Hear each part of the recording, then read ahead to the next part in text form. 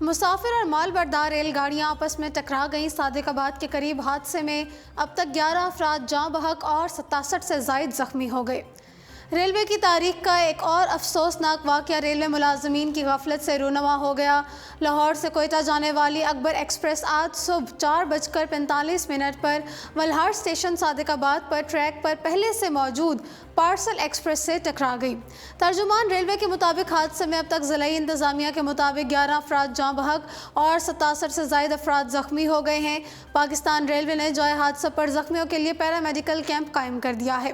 معمولی زخمی مسافروں کو فوری طبی امداد موقع پر دی جا رہی ہے۔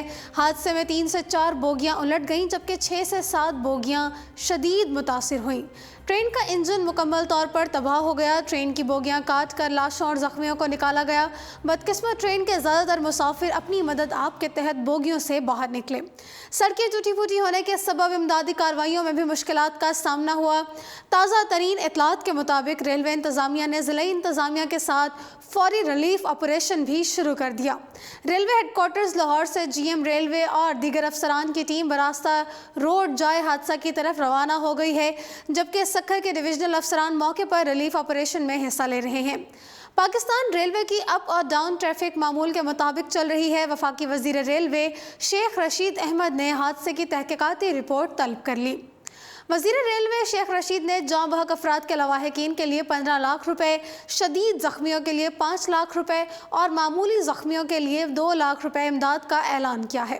صحافیوں سے گفتگو کرتے ہوئے وزیر ریلوے نے اکبر ایکسپریس کو پیش آنے والے حادثے پر انتہائی دکھ اور افسوس کا اظہار کرتے ہوئے کہا ہے کہ حادثہ انسانی غفلت کا نتیجہ ہے، اس میں کاٹنے والا ملوث ہے۔ واقعے کی تحقیقات کا حکم دے دیا گیا ہے۔ انہوں نے کہا کہ ریلوے میں بہت سی کرپشن ہے جسے ٹھیک کرنے میں وقت لگتا ہے۔ حادثات کی مکمل تحقیقات ہوتی ہیں، محکمے سے باہر لوگ نہیں آتے۔ شیخ رشید نے کہا ہے کہ جی ایم ریلوے اور متعلقہ حکام کو حادثے کی جگہ روانہ کر دیا گیا ہے۔ ریلیف اور ریسکیو کا کام ضلعی انتظامیہ کی مدد سے جاری ہے۔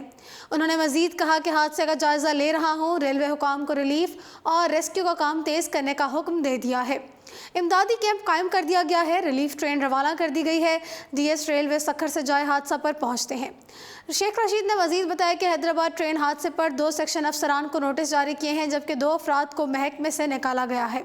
انہوں نے یہ بھی کہا کہ نیا سسٹم اور نئے لوگ لانے ہیں۔ نئی ٹرینیں تو شروع کر دی گئی ہیں لیکن نیا ٹریک نہیں ڈالا گیا۔ لوگ چھتوں پر چڑھ کر سفر کرتے تھے، نئی ٹرینیں شامل کر کے چھتوں پر سفر کرنے والے لوگوں کو بوگیوں میں بٹھایا ہے۔ چیئرمین ریلوے سکندر سلطان راجہ کا اس حوالے سے کہنا تھا کہ اکبر ایکسپریس کا مال گاڑی سے ٹکرانا ریلوے سسٹم کی ناکامی ہے۔ انہوں نے کہا کہ لوپ لائن پر مال گاڑی کی موجودگی میں اکبر ایکسپریس کو لوپ لائن پر لینا نااہلی ہے۔